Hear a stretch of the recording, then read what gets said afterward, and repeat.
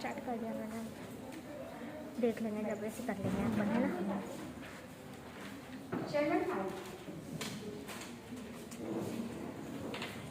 सवार है ना प्रॉपर,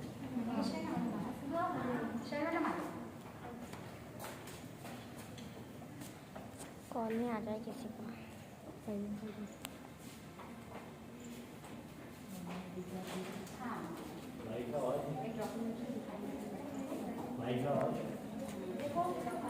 अच्छा दिख रहा है ना, इसको थोड़ा सा ऐसा कर लेंगे।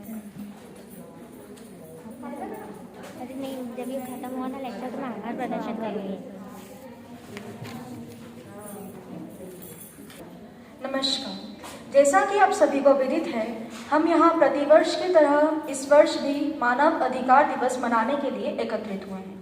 मंचासीन आदरणीय प्राचार्य महोदया, मुख्य वक्ता एवं यहाँ उपस्थित समस्त प्राध्यापकों का हार्दिक स्वागत करती हूँ। क्या है मानवता के अधिकार, सबको ये बताते चलें, दिलों में जागरूकता के अलख जगाते चलें। सामाजिक, राजनैतिक, आर्थिक, ये जितने भी अधिकार हैं, इसके बारे में सबको बताते चलें, इसके बारे में सबको बताते चलें। आप सभी को अंतर्राष्ट्रीय मानव अधिकार दिवस की अनंत मंगल शुभकामनाएं। आज़ादी के 75वें अमृत महोत्सव में मानव अधिकार दिवस के इस कार्यक्रम की बेला को आगे बढ़ाते हुए मैं आदरणीय प्राचार्य मैडम, प्रमुख वक्ता मैडम और समस्त प्राध्यापकों का स्वागत करती हूँ। वे आए, दीप प्रज्वलन कर आज के कार्यक्रम की शुरुआत करें।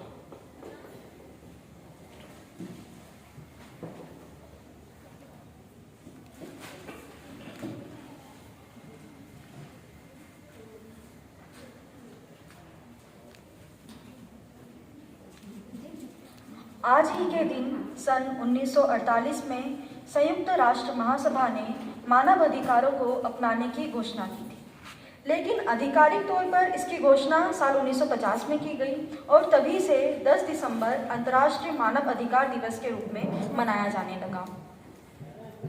बेहतर जिंदगी जीने के लिए बहुत जरूरी है ये अधिकार, फिर चाहे वो वोटिंग हो, सामाजिक हो या हो नैतिक व्यवहार। इन अधिकारों से ही व्यवस्थित रहता है संसार, इन अधिकारों से ही व्यवस्थित रहता है संसार। मूलभूत अधिकार, समानता के अधिकार, राजनैतिक अधिकार, ऐसे कुछ है महत्वपूर्ण तत्व। हर इंसान के लिए इनका खास है महत्व, हर इंसान के लिए इनका खास है महत्व। आज के इस विषय पर आधारित एक वीडियो क्लिप आपके सामने प्रस्तुत की जा रही है।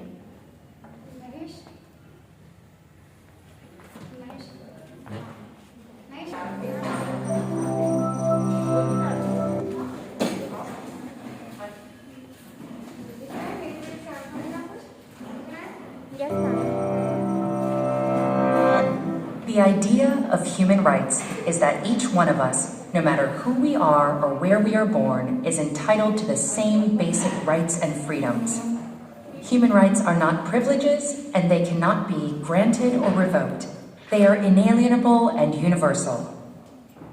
That may sound straightforward enough, but it gets incredibly complicated as soon as anyone tries to put the idea into practice. What exactly are the basic human rights? Who gets to pick them? Who enforces them, and how? The history behind the concept of human rights is a long one. Throughout the centuries and across societies, religions, and cultures, we have struggled with defining notions of rightfulness, justice, and rights. But one of the most modern affirmations of universal human rights emerged from the ruins of World War II with the creation of the United Nations. The treaty that established the UN gives as one of its purposes to reaffirm faith in fundamental human rights.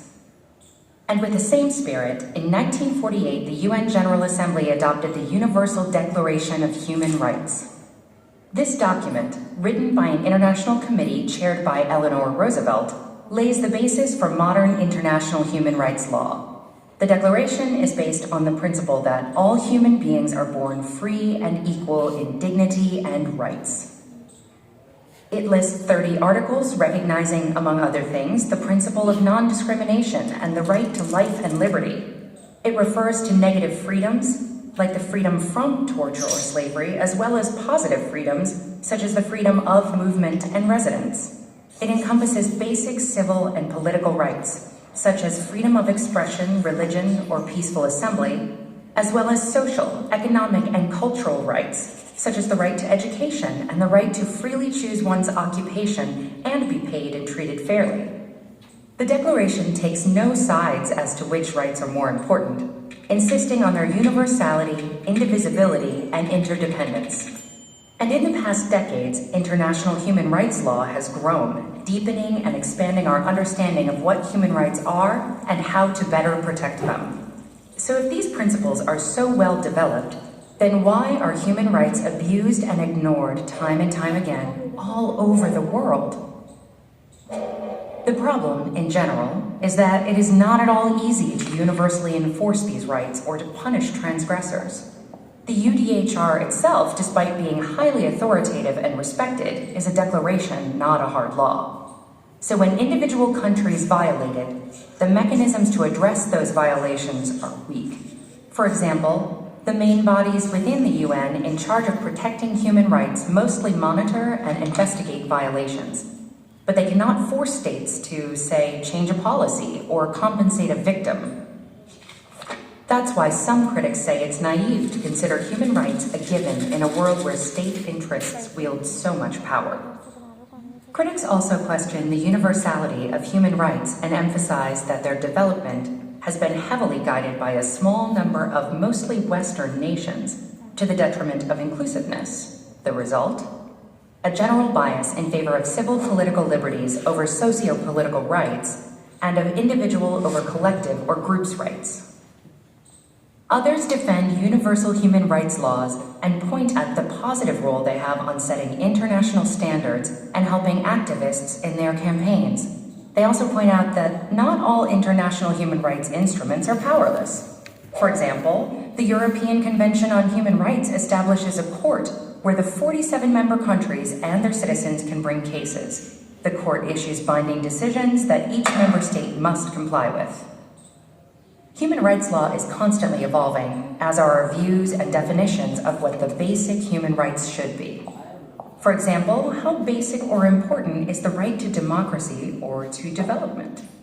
And as our lives are increasingly digital, should there be a right to access the internet? A right to digital privacy? What do you think?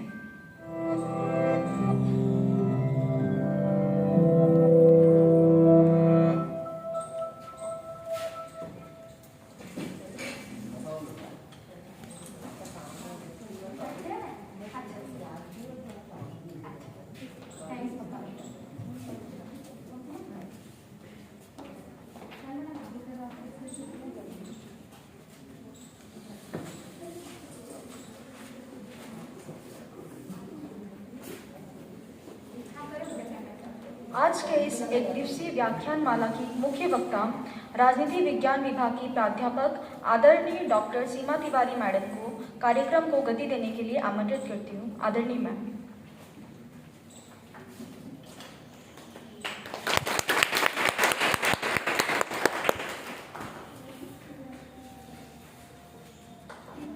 आदरणीय मंच, समादरणीय यहाँ उपस्थित प्राध्यापकगण, मेरी प्रिय छात्राओं, केवल final year की छात्राएं नहीं है यहाँ, और भी बहुत सारी छात्राएं, उन सभी का मैं यहाँ पर स्वागत करती हूँ।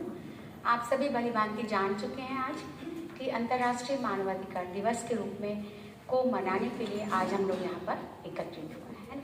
ये मानवाधिकार क्या है? मानवाधिकार ऐसे अधिकार हैं जो प्रत्येक मनुष्य को मनुष्य होने के नाते समान रूप से प्राप्त है, भले ही उनकी राष्ट्रीयता, लिंग, वर्ग, जाति, व्यवसाय, सामाजिक और आर्थिक स्थिति भिन्न भिन्न ही क्यों ना हो। ये प्रत्येक मनुष्य को मनुष्य होने के नाते, प्रत्येक नागरिक को किसी भी राष्ट्र का नागरिक होने के नाते स्वतः ही प्राप्त हो जाते हैं।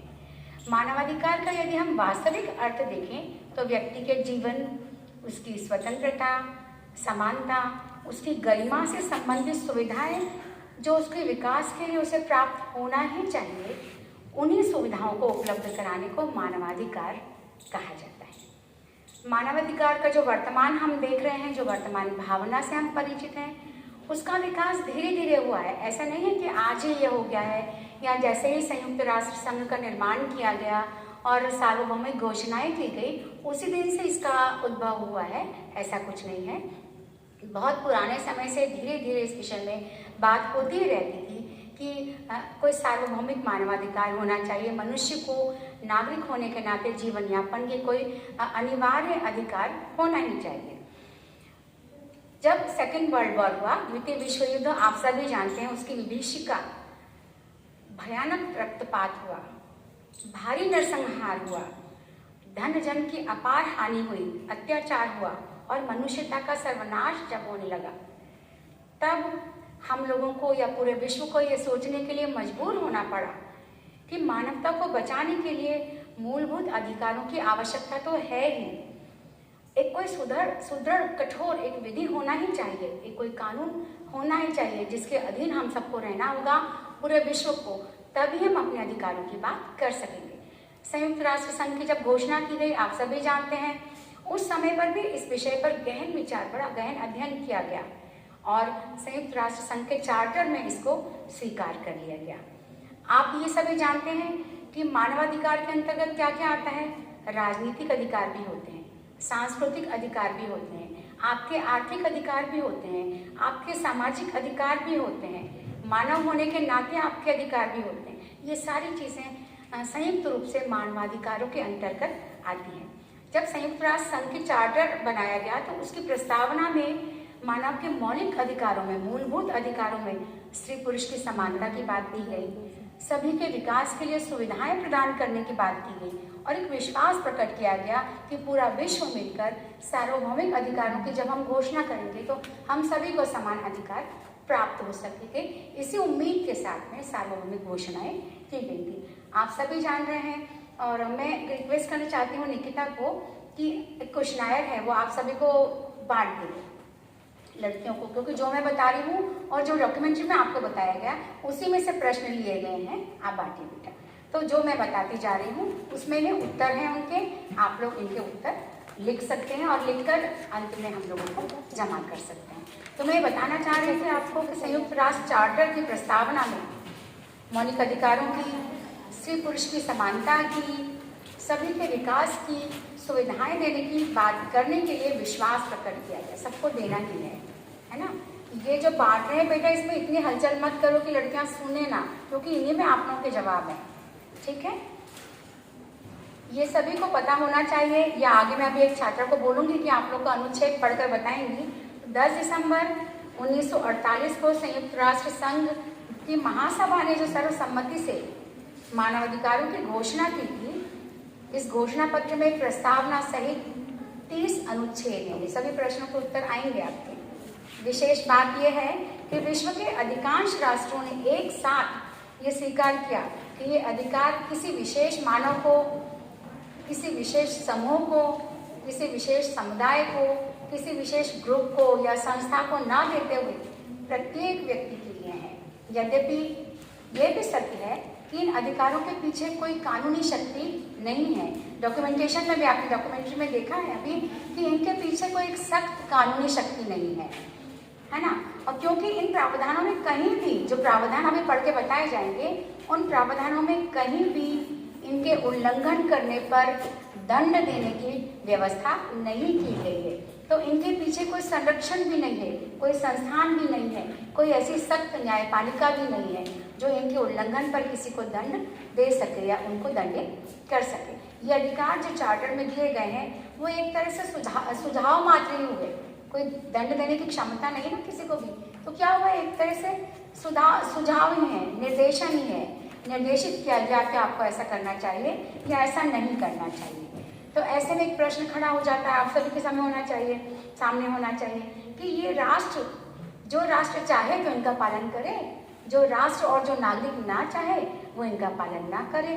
तो ऐसे में कोई बाध्यकारी न्यायालय जैसी कोई शक्ति होना आवश्यक है, जिसके समझ से, जिसके डर से, जिसके भय से हम लोग इनका पालन करेंगे। फिर भी इन अधिकारों का महत्व हम इस रूप में स्वीकार कर ही सकते हैं कि भविष्य में आगे चलकर कभी ना कभी एक मान्य और सुदृढ़ और कठोर कानून बन ही जाएगा। तो उसके लिए एक फंडामेंटल, उसके लिए एक नींव, उसके लिए एक बेस ये मानवाधिकार तैयार तो करते हैं। इतना तो आपको समझ में आ रहा होगा।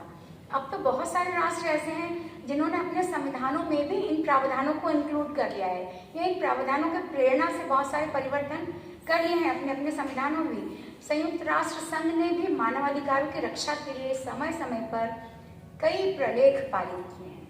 आर्थिक, सामाजिक और सांस्कृतिक अधिकारों के संबंध में 1976 में एक प्रतिज्ञा पत्र भी जारी किया गया है, जिसमें मनुष्य को न्यायपूर्ण और उचित परिस्थितियों में काम करने का अधिकार प्रदान किया ही जाना है। सामाजिक संरक्षण का अधिकार दिया गया है। समान शिक्षा का, शारीरिक और मानसिक रूप से सुख प्राप्त करने का अधिकार भी प्रदान किया गया है। 1968 को संयुक्त राष्ट्र संघ ने अंतर्राष्ट्रीय मानवाधिकार घोषित किया है। 1968 को संयुक्त राष्ट्र संघ ने अंतर्राष्ट्रीय मानवाधिकार वर्ष घोषित किया है। 1993 में वियना में एक विश्व सम्मेलन आयोजित किया गया, जिसमें समस्त विश्व में मानवाधिकारों को बढ़ावा देने के लिए महत्वपूर्ण कदम उठाए गए थे। इस वियना सम्मेलन में घोषणाएं की गई। इन घोषणाओं में विश्व के 171 कंट्रीज ने अपनी सहमति दी। ये एक बड़ी उपलब्धि थी मानवीयता के लिए, संयुक्त राष्ट्र संघ के लिए, प्रत्येक मनुष्य के लिए, प्रत्येक नागरिक के लिए एक बहुत बड़ी उपलब्धि थी कि विश्व के 171 राष्ट्र ने साथ में मिलकर वियना सम्मेलन में भाग लिया और जो भी डॉक्यूमेंटेशन हुआ उस पर अपनी सहमति प्रदान की। विश्व में आतंकवाद है, नक्सलवाद है, नस्लवाद, रंगभेद जो आप सभी देख रहे हैं बहुत उठकर अभी आ रहा है, जनसंहार है, जातीय विद्वेष, बहुत महत्वपूर्ण बात बता रही हूँ, आदि से निपटने के लिए प्रयासों में तेजी करने की बात की गई थी इस वियना सम्मेलन में। इस सम्मेलन में ही लोकतंत्र को, ये महत्वपूर्ण है, लोकतंत्र को एक मानवाधिकार के रूप में स्वीकार कर लिया गया था, है। दिसंबर 1993 में मानवाधिकार की रक्षा करने के लिए संयुक्त राष्ट्र उच्चायोग का गठन किया गया और 1994 में एक उच्च आयुक्त की नियुक्ति की गई थी। वर्तमान में उच्चायुक्त फिलिपो ग्रैंडी हैं आपके। फिर भी मैं कहूँगी ये एक विडंबना ही है कि आज भी मानवाधिकार आयोग अपने उद्देश्यों को पाने में पूर्ण रूप से सफल नहीं हो सका है, क्योंकि इसके पीछे कोई बाध्यकारी कानून, कोई शक्ति नहीं है। और आप सभी जानते हैं कि आपसे, हमसे, पूरी मानवीयता से, हर मनुष्य से किसी कानून का पालन करवाना, जब तक दंडनीय अपराध हम घोषित नहीं कर देते हैं तब तक हम उसका पालन नहीं करते हैं, नहीं करना भी चाहते हैं, एंड कभी कभी करना भी चाहते हैं, उसके बावजूद भी अन्य कोई हमें रोक देता है। तो बाध्यकारी शक्ति की बहुत आवश्यकता है। ये भी सोचने की बात है कि कुछ कट्टरपंथी राष्ट्र हैं, अपनी नीतियों में कोई परिवर्तन करना नहीं चाह रहे हैं। आपके सामने अफगानिस्तान का बहुत बड़ा उदाहरण है ना। वहाँ महिलाओं को ना पढ़ने की छूट है, ना बात करने की छूट है, ना अपनी इच्छानुसार कपड़े पहनने की बात है, ना उनका आवागमन की छूट है। घर के अंदर बंद होकर वो लोग रह गए हैं बिल्कुल। ऐसे में ऐसे कुछ राष्ट्र जो हैं वो अपनी नीतियों में अगर परिवर्तन नहीं करेंगे, कोई चेंजेस नहीं लाएंगे अगर, तो सारी मानवीयता इससे रुष्ट होगी, मैं तो ये कहना चाहती हूँ, नाराज़ी होगी। वो कंट्रीज जैसे लोकतांत्रिक कंट्रीज हैं हमारे पहले की, अमेरिका जैसी और बहुत सारी कंट्रीज हैं, ब्रिटेन है, ये सभी चाह रहे हैं कि सबको समान अधिकार प्राप्त हो ना। मैं नाम लेकर नहीं बताना चाहती, लेकिन फिर भी अफगानिस्तान एक ऐसी कंट्री अभी इस समय पर आप सबके सामने, जहाँ पर महिलाओं को एंड इवन पुरुषों को भी कोई भी अधिकार नहीं प्रदान किए गए। जहाँ तक भारत का सवाल है, भारतीय संविधान में ही विभिन्न अनुच्छेदों में, आप सभी जानते हैं, जो मौलिक अधिकार हमें प्रदान किए गए हैं वो सार्वभौमिक मानवाधिकारों से बिल्कुल मिलते जुलते हैं, बिल्कुल सामने रखते हैं उनके साथ में। हमें आवास की, प्रवास की स्वतंत्रता है, भ्रमण करने की स्वतंत्रता है, दैहिक सुरक्षा है, अभिव्यक्ति की स्वतंत्रता है, न्याय के समक्ष समानता की स्वतंत्रता है, शोषण के विरुद्ध अधिकार की स्वतंत्रता है, अंतःकरण की स्वतंत्रता है। ये सब पॉलिटिकल साइंस के स्टूडेंट अगर हैं तो आप सबको बहुत अच्छी तरह से ये चीज़ें मालूम है। बाल श्रम का हमारे यहाँ पर निषेध किया गया है। ये सारे जो मानवाधिकार जिनको हम कह रहे हैं घोषणा की गई सार्वभौमिक, हमें तो हमारे संविधान के द्वारा ही ये मौलिक अधिकार के रूप में प्राप्त है। जहाँ तक विशेष बात यह है कि पूरे विश्व में कोई बाध्यकारी शक्ति नहीं है, तो भारत में तो हमारे संविधान के द्वारा विधि की शक्ति है, संविधान की सर्वोच्चता की शक्ति है, सर्वोच्च न्यायालय की शक्ति है। रिट्स दायर करके, आप सभी को मालूम है, अनुच्छेद 32 के द्वारा रिट्स याचिकाएं दायर करके यदि आपके अधिकार का कहीं हनन होता है, किसी मौलिक अधिकार का, तो सुप्रीम कोर्ट के पास में या जो भी एलिजिबल कोर्ट है उसके पास में आप जाकर अपने अधिकारों के लिए गुहार लगा सकते हैं, मांग कर सकते हैं, है ना। जो हमारे यहाँ 86 व 86 संशोधन विधेयक हुआ है, कॉन्स्टिट्यूशन में अमेंडमेंट जो किया गया है, अधिनियम तो 2002 में पारित किया गया था। इसमें शिक्षा का अधिकार 6 वर्ष से लेकर 14 वर्ष की आयु तक के सारे बच्चों को, भारत के सभी बच्चों को, चाहे वो किसी भी क्षेत्र को, निःशुल्क शिक्षा का अधिकार प्रदान किया गया है। अनुच्छेद 21A ऐड किया गया, एडिशन है, जिसमें 6 से 14 साल के बच्चों को अनिवार्य और निःशुल्क शिक्षा है। अनिवार्य शिक्षा बात करें, आपको शिक्षा लेना ही है या अपने बच्चों को शिक्षा दिलाना ही होगा। शासन के द्वारा ये सुविधाएं आपको उपलब्ध कराई जाती हैं। धारा 3 में राष्ट्रीय मानवाधिकार गठन की व्यवस्था की गई है। भारतीय संविधान में जो धारा 3 है, भाग 3 है इसमें राष्ट्रीय मानवाधिकार गठन की घोषणा की गई है, व्यवस्था की गई है, जिसके तहत अक्टूबर 1993 में राष्ट्रीय मानवाधिकार आयोग बनाया गया था भारत में। यह आयोग मानवाधिकार के क्षेत्र में अनुसंधान करता है, यदि किसी के अधिकारों का हनन होता है उस क्षेत्र में जांच करता है, समितियां बिठाता है और फिर न्यायालयों को सुझाव देता है कि ऐसे अधिकारों का हनन करने की कोई भी इच्छा न रखे, चाहे वो कोई संस्था हो, चाहे वो शासकीय अधिकारी या कर्मचारी ही क्यों ना हो, और फिर चाहे वो स्वयं सरकार ही क्यों ना हो। तो इस तरह से व्यवस्थाएं बहुत की जा रही हैं। राज्य मानवाधिकार भी आयोग बनाए गए हैं, मैडम इस विषय में आपको जानकारी देंगी।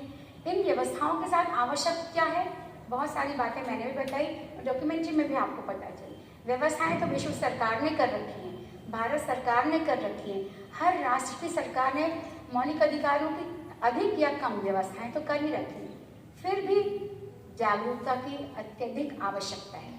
एक्चुअली ये एक नैतिक प्रक्रिया है, कानूनी प्रक्रिया नहीं होना चाहिए या आपको नीतिगत प्रश्न होना चाहिए। आपको अंतर से, अंतर्मन से, मौलिकता के साथ और नीतियों के साथ, नैतिकता के साथ इनका परिपालन करना भी चाहिए और करवाना भी चाहिए। तो मानवाधिकारों का संरक्षण तभी संभव हो सकेगा जब समाज का प्रत्येक वर्ग, प्रत्येक नागरिक, हम सभी, हम सारी छात्राएं जिस महाविद्यालय में हैं, हम सभी अन्याय के लिए, असमानता के लिए, गरीबी के लिए, शोषण के लिए, कुपोषण के लिए, अन्याय के लिए, साक्षर बनाने के लोगों के लिए लड़े हैं हम, है ना। इन सारी चीज़ों को हम दूर करेंगे जब हम स्वयं मिलकर ये काम करेंगे, मिलजुल कर, तभी हम सफल हो पाएंगे। समझ आया आप लोगों को? ये क्वेश्चन है, आप जब तक भर जाएगा आपका तो आप हम लोग को जमा कर दीजिएगा। Thank you.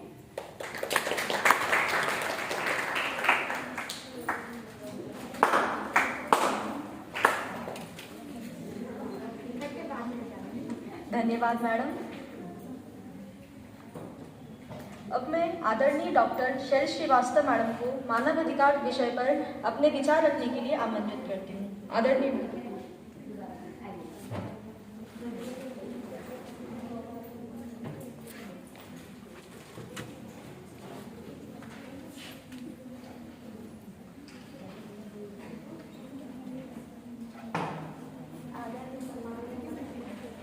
और यहाँ उपस्थित मेरे सभी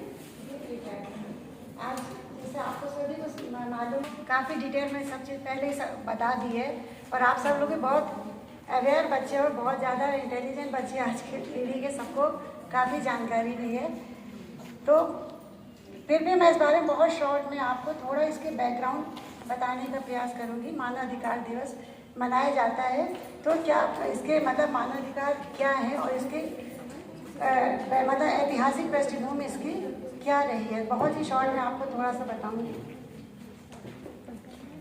कल किसी भी इंसान की जिंदगी, आज़ादी, बराबरी और सम्मान का अधिकार है मानव अधिकार।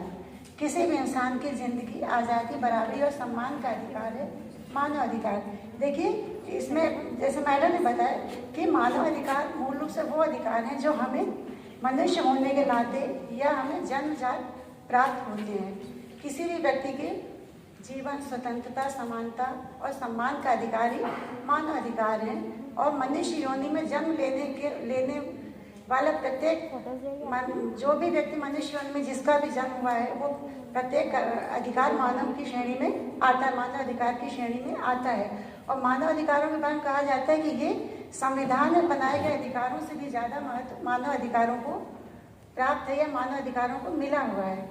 कह रहे हैं क्योंकि ये ऐसे अधिकार हैं जो हमें सीधे प्रकृति से प्राप्त हुए हैं। कह रहे हैं प्रत्येक व्यक्ति को ऐसे जीवन स्तर का मतलब मानव अधिकार जो आपको यूनिवर्सल अंतर्राष्ट्रीय सार्वभौमिक मानवाधिकार दिवस आपको मनाया जाता है। इसमें संयुक्त राष्ट्र संघ के चार्टर में जो भी व्यवस्था है उसके साथ ही कम से उसके अलावा कम से न्यूनतम जो चीज़ें हैं कि प्रत्येक व्यक्ति को जीवन स्तर, प्रत्येक व्यक्ति को कम से कम ऐसा जीवन स्तर प्राप्त करने का अधिकार है जो उसे और उसके परिवार के स्वास्थ्य, कल्याण और विकास के लिए आवश्यक हो। राजनीतिक, आर्थिक ये सब चीज़ें तो मतलब बाद में हुई, लेकिन कम से कम न्यूनतम व्यक्ति को ये सब चीज़ें मिलनी चाहिए कि जो उसे और उसके परिवार के स्वास्थ्य कल्याण और व्यक्ति के व्यक्तित्व के विकास के लिए आवश्यक है। कह रहे दुनिया में सभी लोग अधिकारों के मामले में बराबर है। मानव अधिकार की मूल्य मानता है कि दुनिया के सभी लोग अधिकारों के मामले में बराबर हैं। उनमें नस्ल, धर्म, रंग, भाषा, संपत्ति आदि के आधार पर किसी भी तरह का भेदभाव नहीं किया जाना चाहिए। कह रहे इसकी थोड़ी सी बैकग्राउंड पृष्ठभूमि में जाते हैं। कह रहे हम सम्राट अशोक के आदेश पत्र में और कह रहे उसके अलावा भी और भी प्राचीन और धार्मिक दस्तावेजों में, दार्शनिक पुस्तकों में भी हमें कुछ ऐसी चीज़ें मिलती जो मानव अधिकारों के रूप में उनको हम हाईलाइट करते हैं। लेकिन उसके बाद के आधुनिक समय में कह रहे हैं कि सबसे पहले मतलब आधुनिक समय में थोड़ा सा आपको बताएंगे 1525 में यूरोप में कहीं मानव अधिकारों का पहला दस्तावेज माना जाता है the 12 articles of the black forest 1525 में हुआ, जो कि जर्मनी के किसानों द्वारा उठाई गई मांग का हिस्सा था। उन पर अत्याचार जो किए गए थे उसके अगेंस्ट जो उन्होंने अपनी वॉइस उठाई थी। तो 12 articles of the black forest जो कि 1525 में हुआ। उसके बाद यूनाइटेड किंगडम में, यूके में 1628 में पिटीशन ऑफ राइट्स में मानव अधिकारों का उल्लेख किया गया है। फिर उसके बाद जॉन लॉक, जो पॉलिटिकल साइंस के बच्चे इस समय मैं सोशल कॉन्ट्रैक्ट थ्योरी पढ़ा रही हूँ, जॉन लॉक का ही बता रही हूँ। जॉन लॉक ने भी करें अपनी पुस्तक में इन अधिकारों का वर्णन किया है। फिर ब्रिटेन में करें 1791 में ब्रिटिश बिल ऑफ राइट्स में भी सरकार के दमनकारी कार्यों का विरोध किया गया और लोगों के अधिकारों की बात कही गई। फिर 1776 में यूनाइटेड स्टेट्स ऑफ अमेरिका में भी इन अधिकारों को संविधान में स्थान दिया गया। फिर 1789 में फ्रांस की क्रांति के पश्चात फ्रांस में भी मानव अधिकारों के कॉन्सेप्ट को अपनाया गया।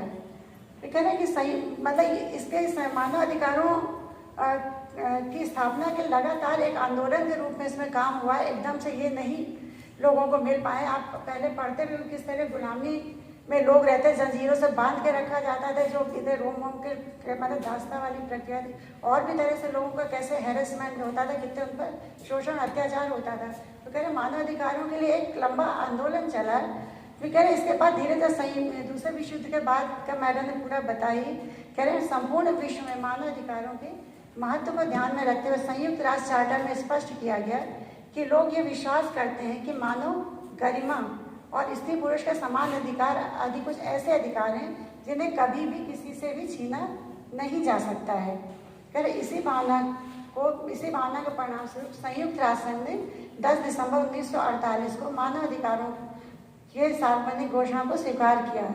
हालांकि इसकी औपचारिक घोषणा इसकी 1950 में की गई, 10 दिसंबर 1950 को, और करें कि मानव अधिकारों को पहचान देने और इन अधिकारों के अस्तित्व के लिए कि मतलब मानव अधिकार बने रहे, इनके लिए किए जाने संघर्ष को सशक्त करने के उद्देश्य से ही 10 दिसंबर को अंतर्राष्ट्रीय मानव अधिकार दिवस मनाया जाता है। प्रत्येक वर्ष हम 10 दिसंबर को अंतर्राष्ट्रीय मानव अधिकार दिवस मनाते हैं। फिर भारत में 28 सितंबर 1993 से मानव अधिकार कानून लागू हुआ और 12 अक्टूबर 1993 में भारत सरकार ने राष्ट्रीय मानव अधिकार आयोग का गठन किया। भारत के संविधान ने मौलिक अधिकारों के रूप में और राज्य के नीति निर्देश के तत्वों के अंतर्गत लोक कल्याणी कार्य राज्य के निर्माण के दृष्टिकोण से इस कॉन्सेप्ट को, मानव अधिकार के कॉन्सेप्ट को सार्थक करने का सफल प्रयास किया गया है। आप कह रहे मानव अधिकार दिवस जो है अंतर्राष्ट्रीय स्तर पर अंतर्राष्ट्रीय मानव अधिकार दिवस है। प्रत्येक वर्ष ये दिवस अलग अलग थीम पर मनाया जाता है। प्रत्येक वर्ष इसकी अलग अलग थीम रहती है। उस थीम का उद्देश्य ये रहता है कि उस वर्ष में जो भी थीम उन्होंने सेलेक्ट करी है उस पर उनको साल भर में अपना टास्क को पूरा करना रहता है। जो भी उद्देश्य लेकर वो चले उस थीम को वो मतलब बना के चलते हैं कि साल में हमें ये अपना उद्देश्य पूरा करना है। तो इस साल के मानव अधिकार दिवस की थीम है थीम है इक्वलिटी। देखो ये जो इसकी UDHR मतलब universal declaration of human right, इसका जो चार्टर है उसका पहला आर्टिकल पहले ही करता है all human beings are born free and equal in dignity. मतलब सभी मानव स्वतंत्र हुए हैं लेकिन वो अपनी गरिमा में, सभी मानव स्वतंत्र उत्पन्न हुए और सभी अपनी गरिमा में बराबर हैं। तो कह रहे हैं कि इक्वलिटी का यहाँ मतलब reducing inequality and advancing human right, असमानताओं को कम करना और मानव अधिकारों को आगे बढ़ाना। ये इस साल 2021 की संयुक्त मतलब ये अंतर्राष्ट्रीय मानव अधिकार दिवस की थीम रही इक्वलिटी, जो कि असमानताओं को कम करना। इक्वलिटी का मतलब समानता से है, सब लोग बराबर हैं, किसी भी तरह का किसी भी आधार पर भेदभाव नहीं किया जाना चाहिए हमें।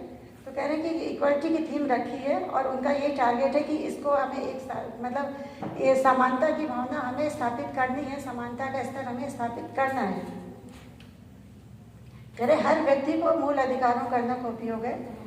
अब व्यावहारिकता में ये भी देखा जाता है कि कहीं के सरकारों द्वारा, संस्थाओं द्वारा इन अधिकारों का दुरुपयोग किया मतलब इन अधिकारों का हनन किया जाता है।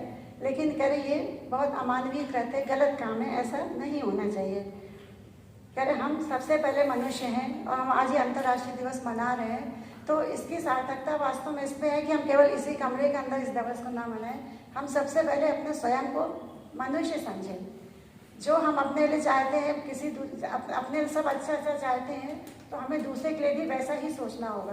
तो कह रहे हैं कि इस चीज़ को यहीं पे इसी कमरे में ना भूल के आप भी मतलब छोटे स्तर से सही, बहुत मतलब कह रहे हैं बिल्कुल कह बारीक काट से भी किसी चीज़ की शुरुआत की जा सकती, तो बहुत छोटे स्तर से भी आपसे ये है कि आप मतलब हम मनुष्य बनने का प्रयास करें और अपनी तरफ से कदम उठाएं, जिससे कि छोटे छोटे एक बूंद मिलकर बड़ा सागर बनता कहा जाता है। तो क्या छोटे छोटे प्रयास करने से ही हम कुछ तो इस दिशा में सार्थक मतलब सकारात्मक हो सकते हैं, हमारी सार्थक पहल हो सकती है। धन्यवाद।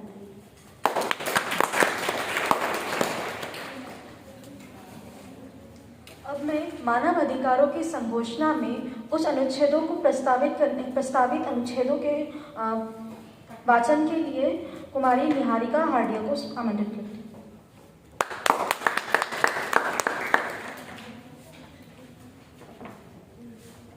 संयुक्त राष्ट्र की स्थापना ने 10 दिसंबर 1948 को मानव अधिकारों की सार्वभौमिक घोषणा को स्वीकार किया था। इस दस्तावेज में 30 उपबंध हैं, जिनका संबंध नागरिक और राजनीतिक अधिकारों के साथ साथ आर्थिक, सामाजिक और सांस्कृतिक अधिकारों से भी है। अनुच्छेद 1, सभी मनुष्य जन्म से स्वतंत्र हैं तथा अधिकार एवं मर्यादा में समान हैं। उनमें विवेक तथा बुद्धि है तथा उन्हें एक दूसरे के साथ भ्रातृभावयुक्त व्यवहार रखना चाहिए। अनुच्छेद 2, प्रत्येक व्यक्ति जाति, रंग, लिंग, भाषा, धर्म, राजनीति या सामाजिक उत्पत्ति, संपत्ति, जन्म अथवा किसी अन्य परिस्थिति जैसे विभेद के बिना इस घोषणा में व्यक्त सभी अधिकारों एवं स्वतंत्रताओं का पात्र है। इसके अतिरिक्त व्यक्ति जिस राज्य या राज्य क्षेत्र का नागरिक है उनकी राजनीतिक अधिकारिता अंतर्राष्ट्रीय प्रतिस्थिति के आधार पर कोई विभेद नहीं किया जाएगा, भले ही वह राज्य स्वतंत्र हो, न्यास हो, स्वशासन या अधिकार से विहीन हो या उसकी प्रभुता पर अन्य प्रकार से कोई परिसीमा हो। अनुच्छेद 3 प्रत्येक व्यक्ति को जीवन, स्वतंत्रता एवं प्रतिरक्षा का अधिकार है। अनुच्छेद 4 किसी को दासता या पराधीनता में नहीं रखा जाएगा। दासता एवं दास व्यापार को उनके सभी रूपों में निषिद्ध किया जाएगा। अनुच्छेद 5 किसी को भी यातना अथवा निर्मम, अमानवीय या तिरस्कार पूर्वक व्यवहार या दंड के अधीन नहीं किया जाएगा। अनुच्छेद 6 प्रत्येक व्यक्ति को सर्वत्र विधि के समक्ष एक व्यक्ति की मान्यता का अधिकार है। अनुच्छेद 7 किसी के विधि के समक्ष सभी समान है एवं किसी विभेद के बिना उन्हें विधि के संरक्षण का अधिकार है। इस घोषणा के उल्लंघन से उत्पन्न विभेद के विरुद्ध एक ऐसे विभेद की उत्तेजना के विरुद्ध सभी को समान संरक्षण का अधिकार है। अनुच्छेद 8 प्रत्येक व्यक्ति को संविधान या विधि द्वारा प्राप्त मौलिक अधिकारों के अतिक्रमण पर एक सुयोग्य राष्ट्रीय न्यायाधिकरण की प्रभावी प्रतिविधि के मिलने का अधिकार है। अनुच्छेद 9 किसी को भी मनमाने ढंग से गिरफ्तार, निरोध अथवा निर्वासित नहीं किया जाएगा। अनुच्छेद 10 प्रत्येक व्यक्ति को उस पर आरोपित किसी भी आपराधिक आरोप के विरुद्ध एवं अपने अधिकारों व कर्तव्यों हेतु एक पूर्ण रूपेण स्वतंत्र एवं निष्पक्ष न्यायाधिकरण द्वारा एक सार्वजनिक एवं निष्पक्ष सुनवाई का हक है। अनुच्छेद 11 प्रत्येक उस व्यक्ति को जिस पर दंडनीय अपराध का आरोप है तब तक निर्दोषी अनुमानित होने का अधिकार है जब तक एक लोक मुकदमे की विधि द्वारा उसमें उसे अपने आप को निर्दोष प्रमाणित करने की सुविधा प्राप्त रही हो, उसे दोषी सिद्ध नहीं किया जाता। जो अपराध करने के समय राष्ट्रीय अथवा अंतर्राष्ट्रीय विधि के अनुसार दंडनीय नहीं था, उस अपराध के लिए अपराध करने के पश्चात बनी विधि द्वारा किसी व्यक्ति को दंडित नहीं किया जाएगा। जो सजा अपराध करने के समय विधिवत वैध थी उससे अधिक सजा बाद में बने हुए विधि के मध्यम के अनुसार नहीं दी जाएगी। अनुच्छेद 12 किसी को भी उनकी एकांकता, कौटुंबिक, गृहस्थ अथवा पत्र व्यवहार में मनमाने ढंग द्वारा हस्तक्षेप के अध्याधीन नहीं किया जाएगा, न ही उनके सम्मान एवं उनकी ख्याति पर आघात पहुंचाया जाएगा। सभी को ऐसे हस्तक्षेप अथवा आघातों के विरुद्ध विधि से संरक्षण का अधिकार है। अनुच्छेद 13 प्रत्येक व्यक्ति को अपने राज्य की सीमा के अंतर्गत आवागमन एवं निवास की स्वतंत्रता का अधिकार है। प्रत्येक व्यक्ति को किसी भी देश को छोड़ने जिसमें उसका देश भी सम्मिलित है एवं अपने देश में वापस आने का भी अधिकार है। अनुच्छेद 14 प्रत्येक व्यक्ति को उत्पीड़न से बचने के लिए अन्य देशों में शरण लेने एवं उसका उपभोग करने का अधिकार है। मूलतः अराजनीतिक अपराधों या संयुक्त राष्ट्र के उद्देश्यों व सिद्धांतों के विरुद्ध कृत्यों के फलस्वरूप अधियोजना के मामलों में उपरोक्त अधिकार का आह्वान नहीं होगा। धन्यवाद निहारिका भाटिया को। अनुच्छेद 15 सभी को एक राष्ट्रीयता का अधिकार है। मनमाने ढंग द्वारा किसी को भी अपनी राष्ट्रीयता से वंचित नहीं किया जाएगा, न ही उसे अपनी राष्ट्रीयता परिवर्तन के मान्य अधिकार से वंचित किया जाएगा। अनुच्छेद 16 वयस्क पुरुषों एवं महिलाओं को जाति, राष्ट्रीयता अथवा धर्म के किसी प्रतिबंध के बिना विवाह करने एवं परिवार बसाने का अधिकार है। उनको विवाह करने, विवाहित जीवन एवं तलाक के दौरान समान अधिकारों का हक है। विवाह आश्रित पति पत्नी की स्वतंत्र एवं पूर्ण सहमति पर ही होगा। परिवार समाज की एक प्राकृतिक एवं मूल सामूहिक इकाई है तथा इसे समाज एवं राज्य द्वारा संरक्षण का हक है। अनुच्छेद 17 सभी को स्वयं अथवा दूसरों की साझेदारी में संपत्ति रखने का अधिकार है। किसी को भी अपनी संपत्ति से मनमाने ढंग द्वारा वंचित नहीं किया जाएगा। अनुच्छेद 18 सभी को विचार, विवेक एवं धर्म का अधिकार है। इस अधिकार के अंतर्गत अपने विचार तथा धर्म परिवर्तन की स्वतंत्रता एवं अकेले अथवा दूसरों के साथ तथा सर्वसाधारण या एकांत में अपने विचार या धर्म का उपदेश देने, उसका प्रयोग करने, पूजा एवं अनुपालन करने की स्वतंत्रता शामिल है। अनुच्छेद 19 प्रत्येक व्यक्ति को विचार एवं अभिव्यक्ति की स्वतंत्रता का अधिकार है। इस अधिकार के तहत किसी हस्तक्षेप या भौगोलिक सीमा के बंधन के बिना विचारों को रखने एवं किसी भी माध्यम के द्वारा विचारों व सूचनाओं को मांगने, प्राप्त करने व देने की स्वतंत्रता सम्मिलित है। अनुच्छेद 20 प्रत्येक व्यक्ति को शांतिपूर्ण ढंग से एकत्रित होने व संगम की स्वतंत्रता का अधिकार है। किसी भी व्यक्ति को किसी संस्था में सम्मिलित होने के लिए विवश नहीं किया जाएगा।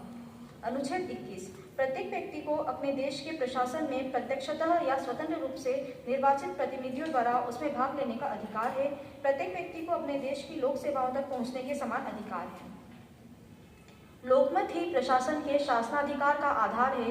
यह लोकमत निश्चित अवधि में एवं निष्पक्ष चुनावों द्वारा अभिव्यक्त होगा, जो कि सर्वसाधारण के समान मताधिकार एवं मुक्त मतदान द्वारा अन्य समान स्वतंत्र मतदान प्रक्रियाओं द्वारा ही होगा। अनुच्छेद 22 समाज का एक सदस्य होने के नाते प्रत्येक व्यक्ति को सामाजिक सुरक्षा का अधिकार है तथा राष्ट्रीय और अंतर्राष्ट्रीय सहयोग द्वारा एवं प्रत्येक राज्य के संगठन व साधनों के अनुरूप उसे आर्थिक, सामाजिक व सांस्कृतिक अधिकारों की प्राप्ति का हक है, जो उसके व्यक्तित्व की गरिमा व स्वतंत्र विकास के लिए अपरिहार्य है। अनुच्छेद 23 प्रत्येक व्यक्ति को काम करने, नियोजन का स्वतंत्र चयन करने, काम करने की न्यायसंगत व अनुकूल शर्तों तथा अनियोजन से संरक्षण का अधिकार है। सभी व्यक्ति को किसी भी भेद के बिना समान कार्य के लिए समान वेतन का अधिकार है। जो भी व्यक्ति कार्यरत है उसे न्यायसंगत व अनुकूल पारिश्रमिक का अधिकार है, ताकि वह स्वयं व अपने परिवार के अस्तित्व को मान मर्यादा के अनुकूल बना सके एवं यदि आवश्यक हो तो उसके अनुपूरक हेतु अन्य सामाजिक संरक्षण के उपायों को सुरक्षित करना होगा। प्रत्येक व्यक्ति को अपने हितों के संरक्षण हेतु व्यवसाय संघों को बनाने व उनमें शामिल होने का अधिकार है। अनुच्छेद 24 प्रत्येक व्यक्ति को विश्राम व अवकाश का अधिकार है, जिसमें कार्य समय की समुचित परिसीमा एवं सवेतन कालिक अवकाश भी शामिल है।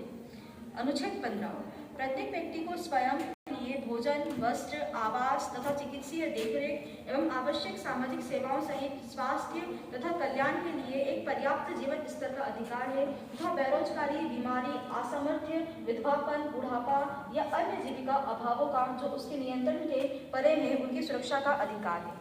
मातृत्व एवं शैशव को विशेष देखरेख एवं सहायता का अधिकार है। सभी बच्चे, औरत या जारज समान सुरक्षा। अनुच्छेद 26 प्रत्येक व्यक्ति को शिक्षा का अधिकार है। शिक्षा कम से कम प्रारंभिक व मूल स्तरों में निःशुल्क होगी। प्रारंभिक शिक्षा अनिवार्य होगी। तकनीकी व व्यावसायिक शिक्षा को सामान्य रूप से प्राप्य बनाया जाएगा। व्यक्तित्व का संपूर्ण विकास हो सके एवं मानव अधिकारों व मौलिक स्वतंत्रताओं के आदर को मजबूत बनाया जा सके। सभी राज्यों, जातीय या धार्मिक समूहों के बीच शिक्षा को आपसी सद्भावना, सहनशीलता व मित्रता को बढ़ावा देना होगा तथा शांति को कायम रखने के लिए संयुक्त राष्ट्र की कार्यवाहियों को बढ़ावा देना होगा। माता पिता को अपने बच्चों को दी जाने वाली शिक्षा के प्रकार का चयन करने का पूर्ण अधिकार है। अनुच्छेद 27 प्रत्येक व्यक्ति को अधिकार होगा कि वह समुदाय की सांस्कृतिक जीवन धारा में स्वतंत्र रूप से भाग ले सके, समस्त कलाओं का आनंद ले सके तथा वैज्ञानिक उन्नति और इससे होने वाले लाभों में भागीदार बन सके।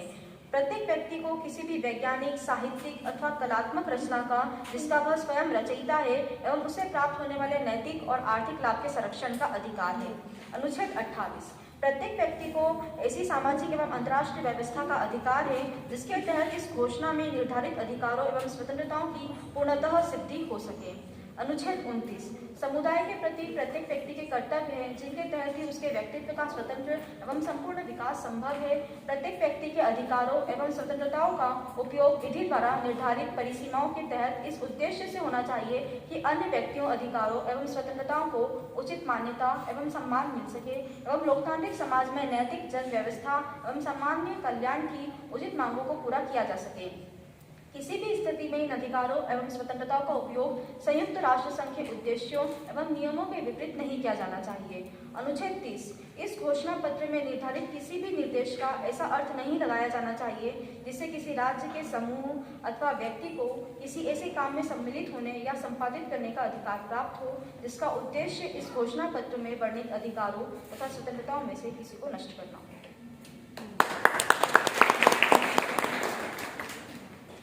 सर्वप्रथम आप सभी टीचर्स को, आप सभी प्राध्यापकों को धन्यवाद एवं धन्यवाद मैडम। अब मैं अब मैं आभार व्यक्त करने के लिए राष्ट्रीय स्वयं योजना की स्वयं सेविका रूपाली चौरसिया को आमंत्रित करती हूँ।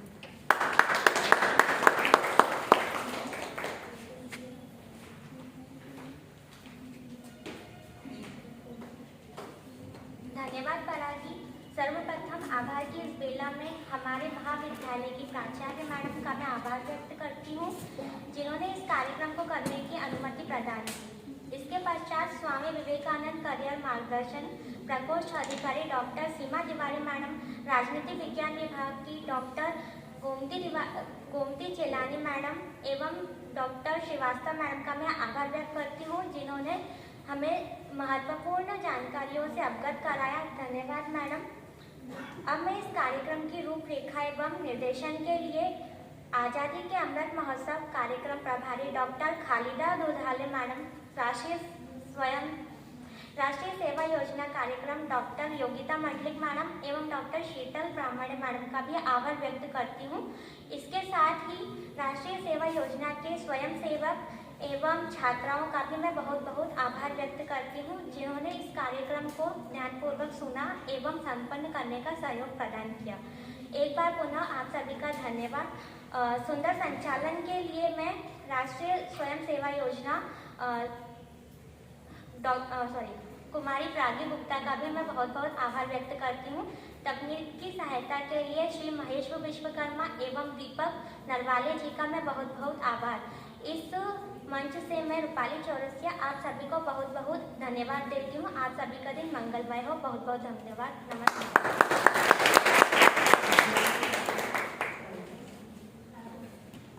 सभी को रह गई है कि ये जो आज प्रश्नोत्तरी हुआ है, इसकी जो परिणाम है वो सोमवार 13 तारीख को दिसंबर को घोषित किए जाएंगे और विजेताओं को पुरस्कृत भी किया जाएगा।